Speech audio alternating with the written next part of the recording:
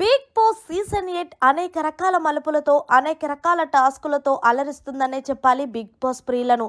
ఈ విషయం పక్కన పెడితే రెండో వారం ఎలిమినేషన్లో భాగంగా శేఖర్ భాష ఎలిమినేట్ అయ్యి బిగ్ బాస్ హౌస్ నుండి బయటకు వచ్చేశారు. ఇలా బయటగా వచ్చిన కంటెస్టెంట్స్ బిగ్ బాస్ బజ్లో పాల్గొంటారు. ఇక ఈ షోకి అర్జున్ హోస్ట్గా చేస్తున్న సంగతి తెలిసిందే.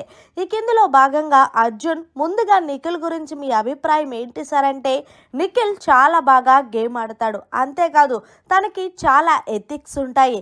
ఏదైనా అనుకున్నాడు అంటే దాని మీదే స్టాండ్ అయ్యి ఆ వారం రోజులు కూడా ఫుడ్ లేకపోయినా సరే ఎక్కడ కూడా కమిట్ అవ్వలేదు. అదే వేరే వాళ్ళు ఉంటే కనుక వాళ్ళ ప్లేస్లో ఎక్కడ చోట కమిట్ అవుతారు. కానీ కమిట్ ఉన్న వ్యక్తి హౌస్లో ఎవరైనా ఉన్నారు అంటే అది నిఖిల్ అనే చెప్పచ్చు.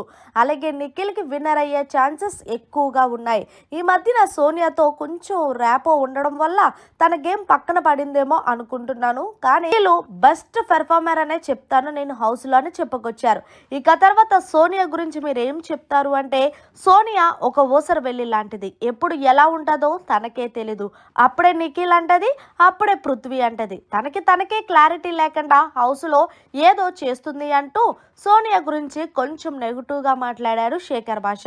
ఇక తర్వాత మీరు బిగ్ బాస్ హౌస్ నుంచి బయటికి రావడానికి ఎవరు కారణమై ఉండొచ్చు అంటే ఇంకెవరు, మా బిగ్ బ్రదర్ అయిన ఆదిత్య, మణికంఠ.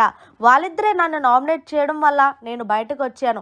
ఇందులో మణికంఠకి నాకు గొడవలు జరుగుతాయి కాబట్టి నన్ను నామినేషన్ చేసినా నేను పెద్దగా పట్టించుకోలేదు. కానీ ఆదిత్య నాతో క్లోజ్గా ఉంటూ నన్ను నామినేషన్ చేసింది నాకు నచ్చలా. ఈరోజు నా బ్రదర్ అంటేనే నా వెనకాల వెన్నుపోటు పొడిచాడు.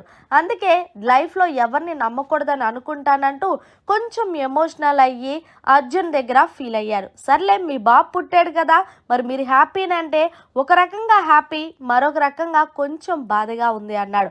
మరి టాప్ 5లో ఎవరుంటారంటే టాప్ 5 కంటెస్టెంట్ నిఖిల్, అభయ్, అలాగే విష్ణుప్రియ, కిరాక్ సీత అండ్ మణికంఠ అని చెప్పుకొచ్చారు. ఫైనల్ గా మణికంఠ మీద మీ అభిప్రాయం ఏంటి అని అడగ్గా, మణికంఠ ఫస్ట్ లో వచ్చినప్పుడు కొంచెం ఎమోషన్స్ వాడుతున్నాడేమో అనిపించింది.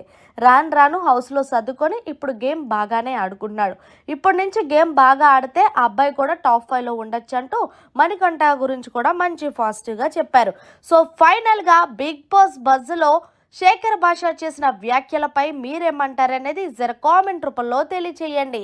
మరిన్ని లేటెస్ట్ లైవ్ అప్డేట్స్ కోసం చూస్తూనే ఉండండి మన ఛానల్.